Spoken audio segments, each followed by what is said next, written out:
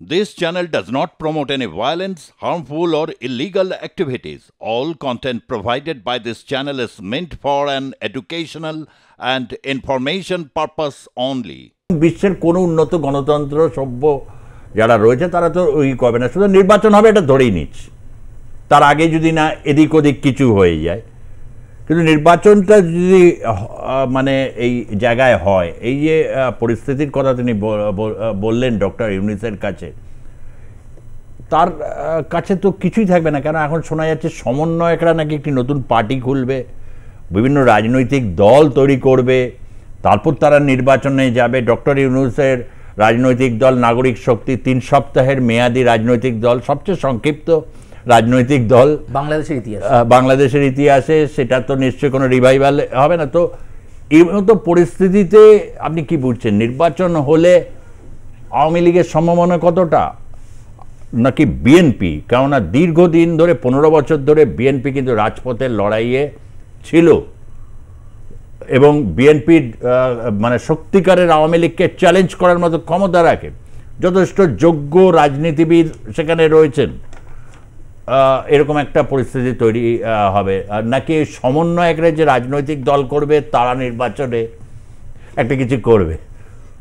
একদম লাস্টের উত্তরটা আগে দিয়ে শুরু করে আপনারা বুঝে গেছে আপনার হাসি দিয়েই। সমন্বয়করা নির্বাচন, রাজনৈতিক দল প্লাস নির্বাচনে যদি যায় 3 থেকে 4% লোকেরও সমর্থন পাবে। এটা আমি আপনাকে মানে এখানে বলে যাচ্ছি। হ্যাঁ, 2 নির্বাচনে যেতেই হবে। তার কারণ এক মানে সুচারুবাবু যেটা গোড়াতে বলছিলেন না, যে মোহাম্মদ ইউনূস প্রতিনিয়ত এক্ষুনি কি বলছেন আর 1 ঘন্টা পরে আবার কি বলছেন উনি কিন্তু নিজেও জানেন না, ভুলে যাচ্ছেন। কারণ উনি প্রথমে বলতে চাইছিলেন আওয়ামী লীগকে আগে নিষিদ্ধ করবে, আওয়ামী লীগকে নির্বাচনে দাঁড়াতে যাতে না পারে তার জন্য ব্যবস্থা করবে। তারপরেই আবার বলেছেন, আজকে দেখেছেন নিশ্চয়ই ভারতবর্ষের একটা কাগজে বলেছে না আমার তো বিএনপি বলে দিয়েছে যে নির্বাচন, সাক্ষাৎকারও দিয়েছে সেখানে যা বলেছে, তারপরে বিবৃতি দিয়েছে যে ওটা ভুল ছাপা হয়েছে, উনি নাকি এটা বলেননি। মানে আওয়ামী লীগকে নিষিদ্ধ করে নির্বাচনে যাতে না আসতে পারে। আচ্ছা, এই মানে ওনাকে ক্ষমতায় তো সমন্বয়করা বসিয়েছে, আমি আগে মানে খারাপ হলে সমন্বয় মানে আর ওটা হয়ে গেল প্রিন্টিং মিস্টেক।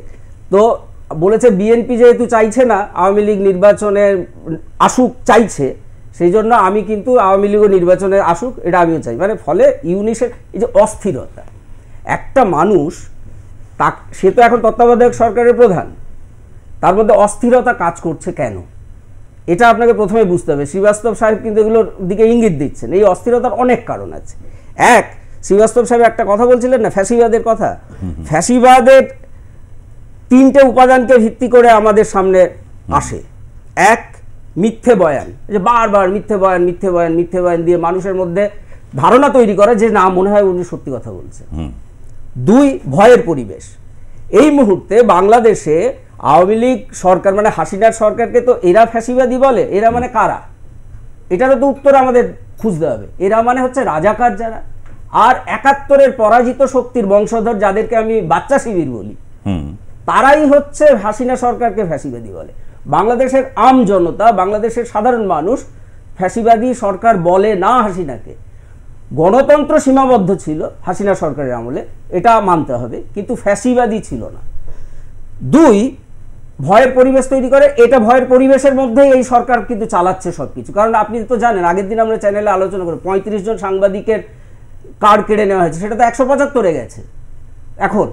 অগুন্তি, তা এটাও জানি রাখি, অগুন্তি আওয়ামী লীগের বড় বড় নেতা কর্মী, ছাত্রলীগ, তারা বিভিন্নভাবে স্ক্যাটার্ড হয়ে বিভিন্ন জায়গায় ঘুরে বেড়াচ্ছে, বাড়িঘর দর পুড়িয়ে দেওয়া হয়েছে, এই সমস্ত ঘটেছে।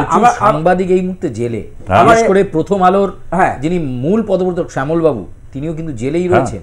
এবার 3 মানে 1, মিথ্যে বয়ান, 2, ভয়ের পরিবেশ, আর হচ্ছে উন্নয়নের আচ্ছন্নতা। এটা ক্যামোফ্লেজ করা যে আমি এই করে দেবো, আমি ওই করে দেবো, আমি এই করে দেবো। কিন্তু মাটির দিকে তাকান, বাংলাদেশের মাটির দিকে তাকালে আপনি কি দেখবেন? আইনের শাসন নেই, দুর্বৃত্তায়নে ভরে গেছে বাংলাদেশের প্রতিটি প্রান্ত। 1, 2, ব্যাংকে গিয়ে আপনি আপনার টাকা তুলতে পারছেন না, টাকাগুলো গেল কোথায়? 3, শেয়ার বাজার পুরো তলানিতে বাংলাদেশের, টাকাগুলো গেল কোথায়? এটা তো বারবার একটাই প্রোপাগান্ডা করছে, আমি পুরোটা ভুল না বললেও এই যে সব টাকা নাকি পাচার করে নিয়ে গেছে আওয়ামী লীগের নেতারা, মানে ওই যখন মানে কোড আনকোড যেটাকে গণ অভ্যুত্থান বলছেন ওই সময় টাকা পাচার করে দিল। আর 3 দ্রব্যমূল্য, আচ্ছা ঠিক আছে টাকা পাচার করে দিয়েছে, দ্রব্যমূল্যের দামটা বেড়ে যাচ্ছে কেন বলুন তো? এটা দ্রব্যমূল্য তো আর বাংলাদেশের শাকসবজি মাঠ থেকে সব নিয়ে 80টা বা আওয়ামী লীগের যারা নেতা ছিলেন সব শাকসবজি উপড়ে নিয়ে চলে যায়নি। দ্রব্যমূল্য কেন বৃদ্ধি হচ্ছে? আকাশ ছোঁয়া দাম কেন? মানুষ দৈনন্দিন, আমি আপনাকে বলছি এই ইউনিস আরো যদি 100 দিন থাকে আওয়ামী লীগের আরো জনপ্রিয়তা বাড়বে। ইউনিস যদি আরো 100 দিন থাকে আরো জনপ্রিয়তা বাড়বে। এবং সাম্প্রতিক ওখানে তো সংবাদপত্রে যে খবরগুলো আমরা পাচ্ছি, বারবার বলছি সেন্সর, আপনি সত্যিকারের খবর আমাদের সামনে আসছে না, কিন্তু যারা ইউটিউবার যারা আলোচনা করছেন ইউটিউবে দিচ্ছেন, আপনি সেগুলো যদি খুব সারাদিন ধরে স্টাডি করেন সেখানে দেখা যাচ্ছে যে জরিপ করে দেখা গেছে আওয়ামী লীগ এই মুহূর্তে ভোট করুক, আওয়ামী লীগ তত্তরিয়ে জিতবে, মানে গাছপাতাকে দাঁড় করালেও জিতবে, হাসিনাকেও যেতে হবে না বাংলাদেশ, শুধু আওয়ামী লীগের প্রার্থী এইটুকু প্রচারও করতে হবে না, আওয়ামী লীগের নৌকা প্রার্থী। আরে নৌকাকে উঠে আপনি বেশি দোলালে আপনি ডুববেন, নৌকাকে বেশি দোলাতে নেই, আপনি নৌকায় শান্ত হয়ে বসে থাকুন, যাকে দাঁড় করাবে তাকে, সমন্বয়করা আওয়ামী লীগের ক্যান্ডিডেট হলে জিতে যাবে। এত জনপ্রিয়তার দিকে আওয়ামী লীগ এই মুহূর্তে বাংলাদেশে আছে।